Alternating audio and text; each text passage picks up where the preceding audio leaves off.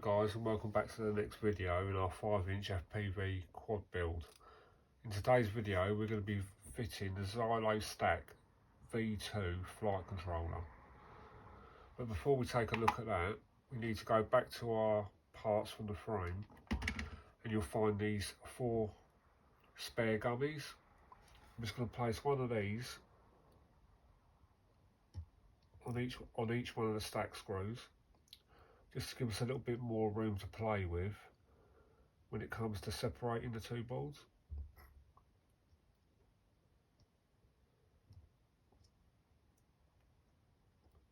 Just like so. Okay, like I said, this is a Xylo Stack V2 flight controller. It's an F4 flight controller. Let's take a look at what we get in the box. So we get the actual flight controller itself.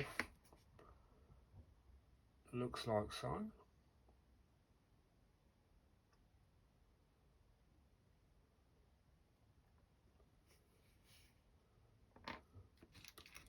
We also get a little bag that contains some cables.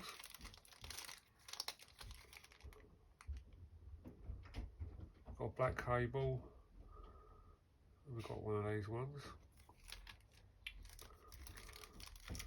We've also got another cable that looks pretty much like the one that came with the ESC. And we've also got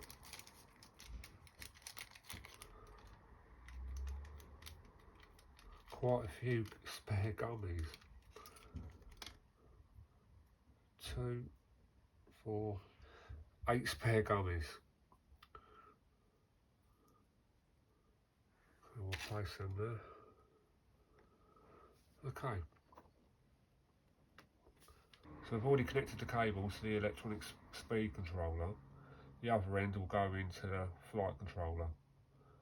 If you look closely, there's an arrow just there pointing forwards. That shows the direction of the way the flight controller should be installed. But on this stack, because the socket for the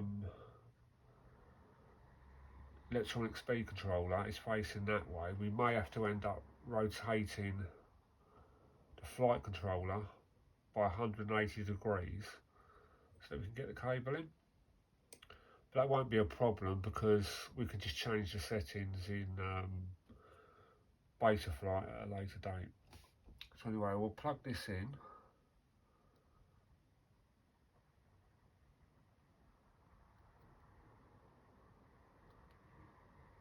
Plugging it in the right way, should be correct. There we go. Plug that in. Make sure it's in all the way. And to take up some of this slack, guys, just going to give it a couple of twists.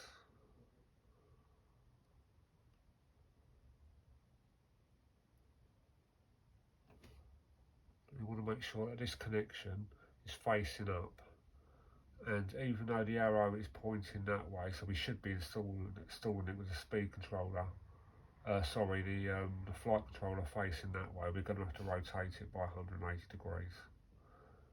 I'm just going to slip that down onto the stack screws, like so.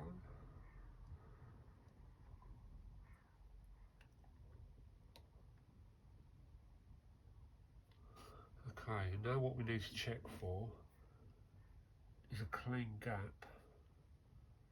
Make sure nothing's touching. That looks really good. So yeah, I'm happy with that, guys. What we're checking for is a gap between the ESC and the speed controller, and making sure that they don't touch each other in any way, shape or form, because we do not want to short circuit any of these out. But that looks good to me, guys. Okay guys, next I'm going to reach into my box of tricks, and hopefully these nylock nuts will fit the stack screws. which they do. That's brilliant. We're going to place an M3 nylock nut on each of the standoff screws.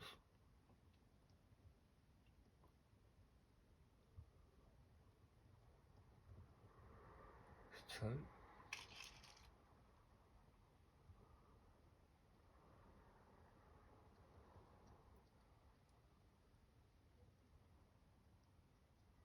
Three.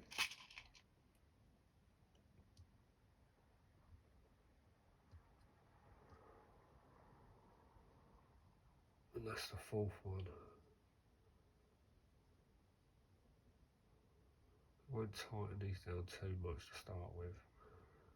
I'll do a final check as just before we put the top plate back on. I'm tightening them up just enough to put tension on that second gummy that we put on top.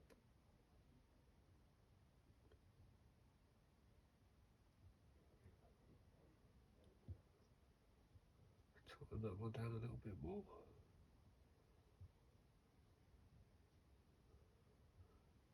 I won't be needing those. Let's put those back.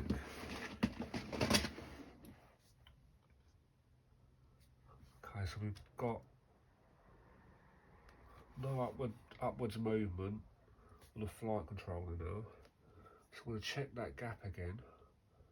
Make sure the flight controller and the ESC are not coming into contact anywhere.